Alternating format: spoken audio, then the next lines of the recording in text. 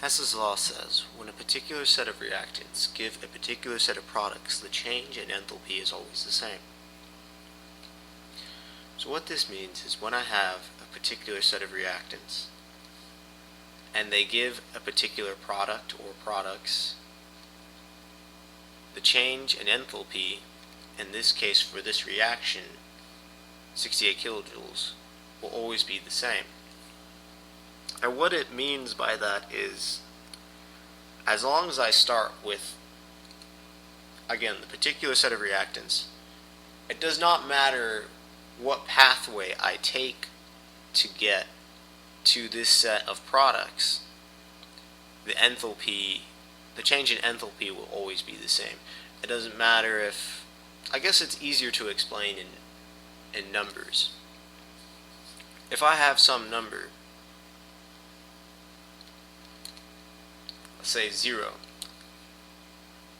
and I go to another number, 10,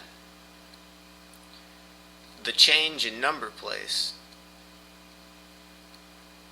is always going to be the same. It's always going to be 10.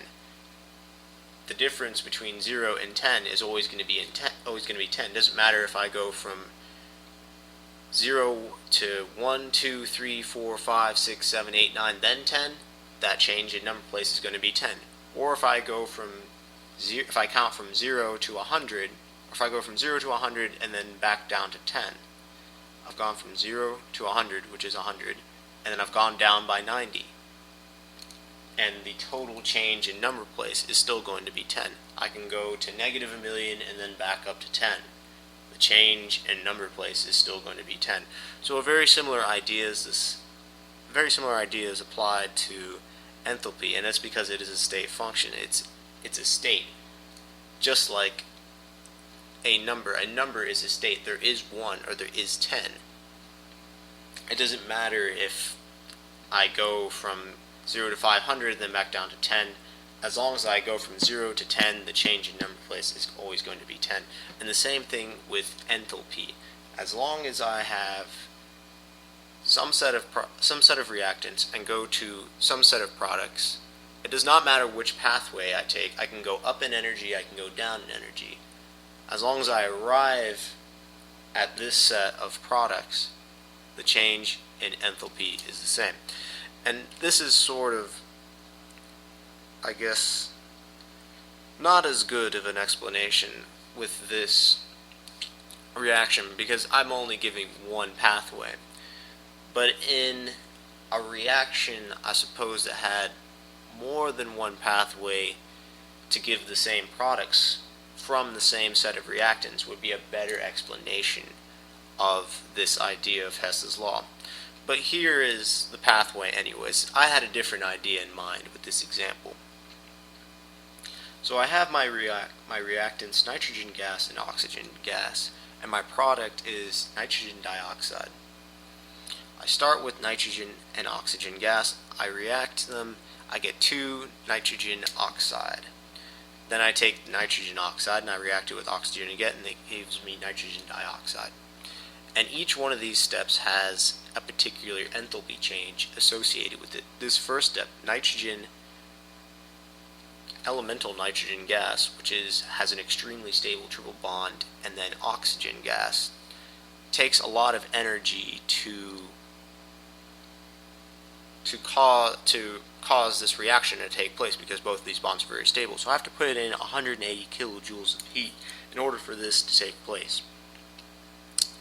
Next, I have the nitrogen oxide reacting with oxygen, and then that gives me nitrogen dioxide. And this is an exothermic reaction because nitrogen oxide is not as stable as nitrogen dioxide.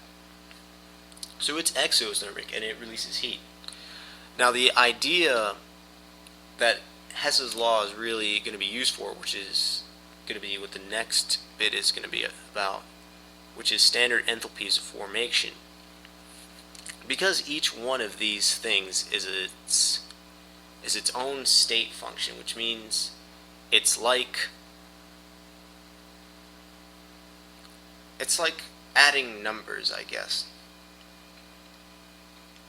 is the best. I mean, it is adding numbers, but I better just try to explain this first.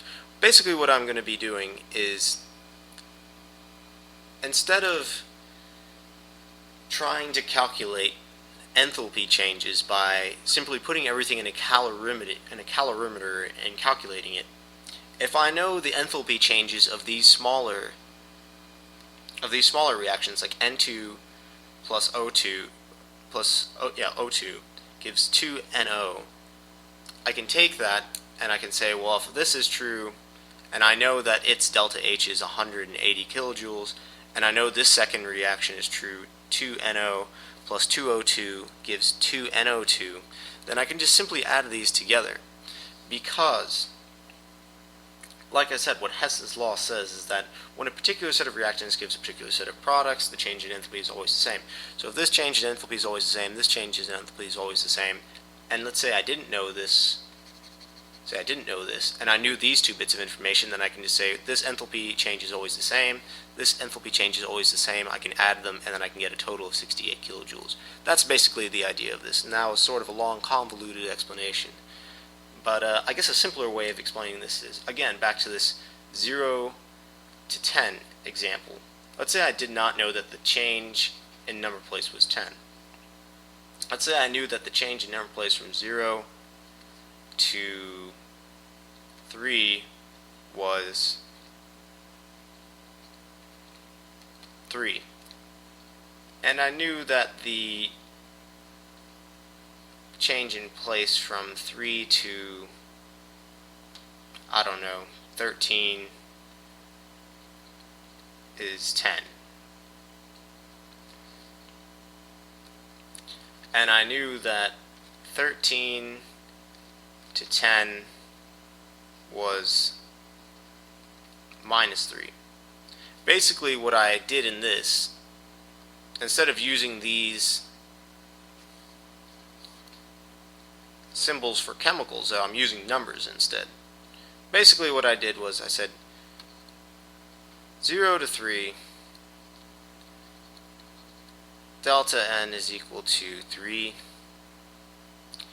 and then this is my reactants, this is my products. Now these products are now my reactants for the second quote-unquote chemical reaction, I guess. 3 to 13, delta N is 10. And now this product is now my new reactant, and then it gives a new product of 10. And the delta N is equal to minus 3. So if I add all of these up, I'm going to get delta N is equal to 10. And then 0 was my first reactant, and then my final product was 10. So that's basically the idea of this. And again, here I could just say my original reactant is N2 plus O2, and then my final product over here is 2NO2.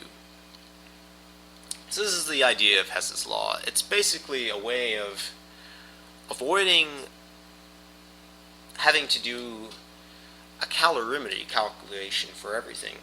And essentially what I'm going to be able to do is, let's say if I have a more complex reaction, if I know a lot of more simple reactions, then I can just tally up those simple reactions by using the fact that all these are state functions, and it does not matter how I get to my product, as long as I have my reactants give my products.